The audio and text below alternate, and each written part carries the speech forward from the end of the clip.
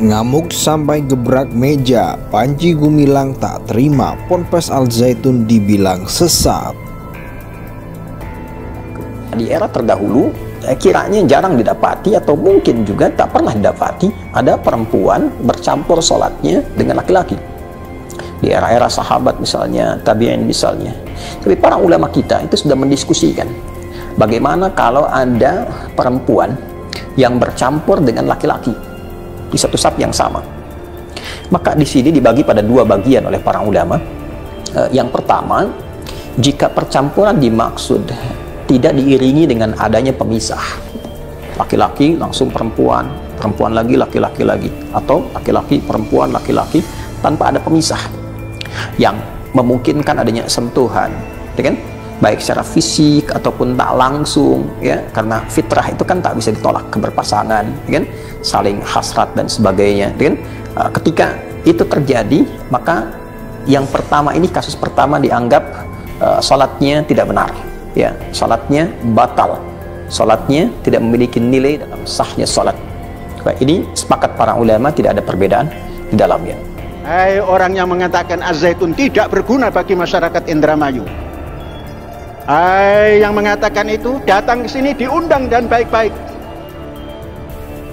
Nanti kita gelarkan karpet merah supaya paham peradaban umat manusia.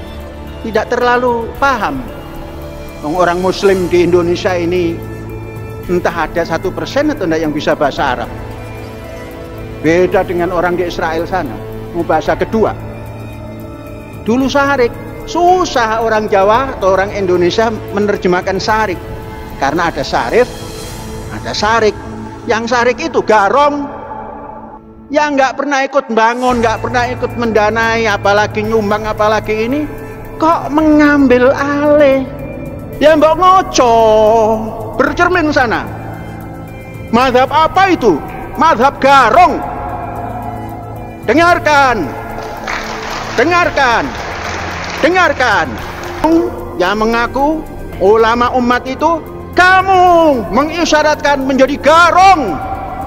Mungkin karena ini ada aset sekian ribu hektar gitu ya, sekian kasetnya tuh banyak dan sebagainya, mungkin setengah hati. Jadi kalau begitu ya teliti orang-orangnya, hukum dengan hukum Indonesia apabila dia melanggar, tapi jangan rusak misalnya lokasinya, tempatnya, jangan segel gitu loh, tetap dibina. Di hasil kita rekomendasi 2002 juga seperti itu, karena memang ini mengakibat banyak, minta lebih bijak, kemudian diklarifikasi mana yang bisa dibina aja. Kan mungkin ada 3 kategori ya, ada ideolog yang melawan, ideologi yang melawan NKRI, maka nggak ada tawar menawar. Jadi kalau dia sebagai ideolognya, sebagai agen, ini juga perlu diwaspadai karena dia akan tadi merekrut. Tapi follower tingkatan yang paling bawah, orang yang hanya ingin belajar Islam, memondokkan anaknya, ini orang yang nggak ngerti. Ini harus dibimbing yang ini. Udah ucapan togut kok, udah ucapan sumpah, udah ucapan negeri ini negeri yang zalim. Pemerintahnya togut.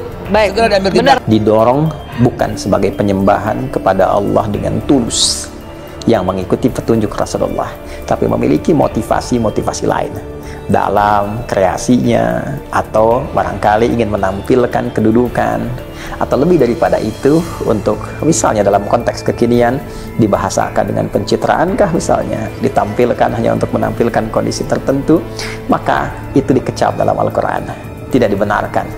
Sehingga Allah memberikan pandangan yang langsung dengan firman-Nya, fawailul lil musallin alladzina hum an salatihim sahun alladzina hum yura'un. Demikian di surat Al-Ma'un itu. Maka ada potensi celaka bagi orang sholat. Ya, wail di situ dikecam, sesuatu yang tidak dibenarkan, melebihi tidak disukai. Ya, dikecam. Kemudian Ngamuk sampai gebrak meja, Panji Gumilang, pimpinan sekaligus pendiri Ponpes Al Zaitun Indramayu, tak terima ponpesnya dibilang sesat. Dia menyebut bahwa dia dan seluruh warga Ponpes Al Zaitun Indramayu profesional. Video Panji Gumilang tampak menggebrak meja ini diunggah oleh akun YouTube @ronjtv yang dilihat pada Selasa 16 Mei 2023. Dalam wawancaranya, pria itu tampak menanyai seputar kontroversi yang terjadi di Ponpes Al Zaitun Indramayu saat ini. Kemudian pria yang diduga adalah awak media itu menanyakan mengenai pesan moral yang harus disampaikan oleh Panji Gumilang kepada media pers. Pesan moral apa yang disampaikan kepada kami media pers ini? Tanya pria tersebut. Namun tak disangka pertanyaan pria tersebut justru membuat Panji Gumilang marah besar. Ia langsung menjawab pertanyaan pria itu sambil menggebrak meja beberapa kali. Malah ia menyebut tidak akan memberikan pesan apa-apa. Saya tidak akan memberikan pesan apa-apa. Lah wong kami di sini pendidik, kami juga sejahtera. Makan cukup, bisa sekolah dengan baik juga, tegasnya. Saya Panji Gumilang juga mengungkapkan bahwa tenaga pendidik di Ponpes Al Zaitun Indramayu ini semuanya baik dan disiplin, serta bangunan yang dimiliki Ponpes Al Zaitun Indramayu juga megah. Adapun orang yang melihat kami ya silahkan, namanya juga melihat, belum pernah ketemu juga, sebutnya. Dirinya mengatakan bahwa dia dan pihaknya sangat profesional. Kata dia, pihaknya tidak hanya berkoar-koar di media sosial. Panji menyebut layaknya pertandingan sebuah sepak bola. Lebih lanjut terkait sholat id yang diselenggarakan Ponpes Al Zaitun Indramayu dan menjadi viral, dijelaskan Syekh Panji Gumilang bahwa pihaknya sudah lama menjalankan sholat id seperti itu. Menurutnya dengan sholat yang berjauhan maka dapat menghindari bau yang tak sedap dari apa yang dimakan sebelumnya. Itulah akal sehat. Kalau jaraknya serentang tangan maka tidak akan kebauan. Misalnya ada yang sempat makan jengkol sebelum sholat, tutupnya. Saya Panji Gumilang juga menyinggung soal akal pikiran yang digunakan seseorang terhadap permasalahan akidah. Menurut Syekh Panji Gumilang, agama itu sangat gampang, untuk apa mencari dalil-dalil yang susah. Ngamuk sampai gebrak meja, Panji Gumilang, pimpinan sekaligus pendiri Ponpes Al Zaitun Indramayu, tak terima ponpesnya dibilang sesat. Dia menyebut bahwa dia dan seluruh warga Ponpes Al Zaitun Indramayu profesional.